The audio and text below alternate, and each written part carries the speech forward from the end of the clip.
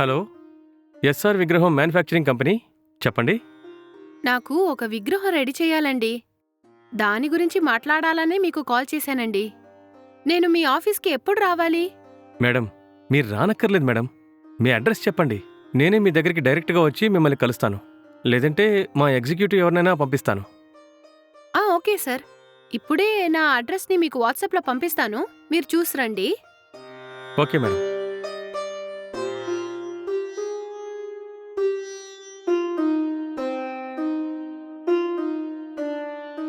Madam, address వచ్చింది. ఈ address నాకు దగ్గరలోనే ఉంది మేడం. నేను ఒక హాఫ్ అన్ అవర్లో అక్కడికి వచ్చేస్తాను. ఓకే రండి.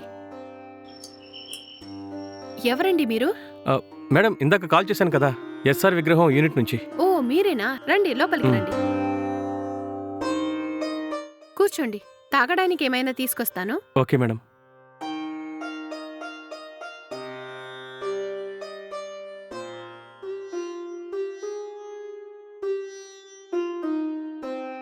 తీసుకోండి. Thank you madam. It's okay.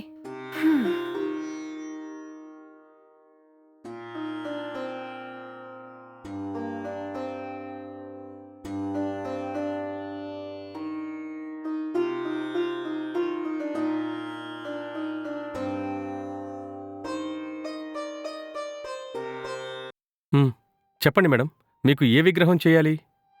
నా భర్త 6 నెలల క్రితమే చనిపోయారు. నేను అతను లవ్ చేసి పెళ్లి చేసుకున్నాం.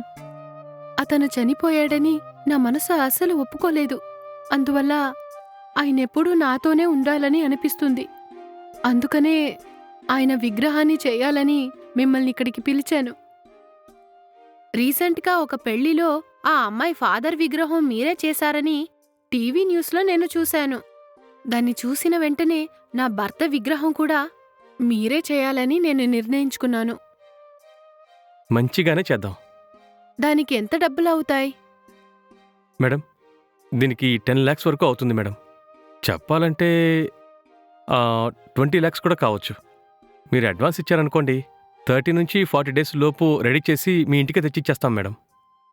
మేడం, మీరు ఎవరి విగ్రహం చేయాలో వాళ్ళ ఫోటో ఇచ్చారంటే యాజ్ ఇట్ ఈస్గా అలాగే చేస్తాం మేడం. మ్మ్హ్మ్. ఏ మాత్రం చేంజ్ ఉండదు మేడం. మ్మ్. మేడం, ఆ విగ్రహాన్ని చూశారంటే డైరెక్ట్గా మీరు వాళ్ళని ఎలాగైతే చూశారో అలాగే చూసినట్టు ఫీల్ అవుతారు మేడం. అంత బాగా చేస్తాం మేము. ఓకే అండి. నేను అడ్వాన్స్ పేమెంట్ మీకు పంపిస్తాను. మీరు వర్క్ స్టార్ట్ చేయండి. బ్యాలెన్స్ డబ్బుల్ని విగ్రహం డెలివరీ చేసేటప్పుడు నేను ఇస్తాను. Okay madam. మేడం, హ్మ్? నేనొక మాట చెప్తాను, మీరు తప్పుగా అర్థం చేసుకోకూడదు మేడం. ఏంటది చెప్పండి. మేడం, ఇప్పటి వరకు మేము అన్ని విగ్రహాలు, చనిపోయిన ఫాదర్ విగ్రహం కానీ చనిపోయిన మదర్ విగ్రహం కూడా చేశాం. కానీ ఫస్ట్ టైం మేడం, చనిపోయిన భర్త విగ్రహాన్ని చేయమంటున్నారు. ఖచ్చితంగా ఆ విగ్రహాన్ని చేసి తీరాలంటారా మేడం? అవునండి, ఎందుకిలా అడుగుతున్నారు? ఎవరైనా చనిపోయిన వాళ్ళ తండ్రి గురించి గాని తల్లి గురించి గాని జ్ఞాపకాల కోసం విగ్రహాలు తయారు చేయించుకుంటారు. కానీ మీ చిన్న వయసులోనే మీ హస్బెండ్ చనిపోయారు. ఆయన గుర్తుగా మీరు విగ్రహాన్ని చేయించుకోవాలనుకోవడం నాకెందుకో కరెక్ట్ కాదనిపిస్తోంది మేడం.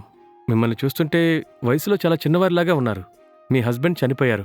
ఆయన ఆలోచనల నుంచి, ఆయన జ్ఞాపకాల నుంచి మీరు బయటకొచ్చి మీకంటూ ఓ కొత్త జీవితాన్ని ఏర్పరచుకుంటేనే మీ లైఫ్ బాగుంటుంది మేడం.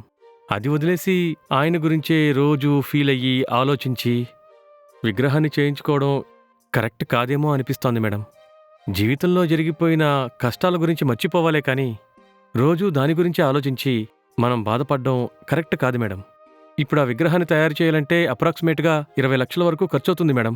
అదే ఆ 20 లక్షల్ని మీరు పేదవాళ్లకు గాని పేదవాళ్ల పిల్లలకు గాని హెల్ప్ చేస్తే చాలా బాగుంటుంది మేడం.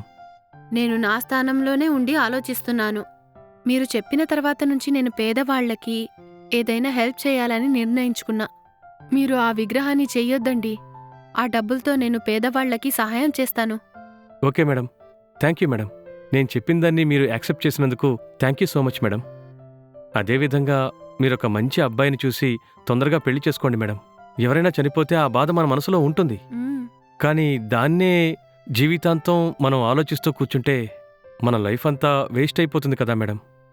అవును, మీరు చెప్పింది కరెక్టే. నాకిప్పుడు అన్నీ అర్థమయ్యాయి. సరే మేడం, అయితే నేను ఇంకా బయలుదేరుతాను మేడం. ఓకే అండి. మ్.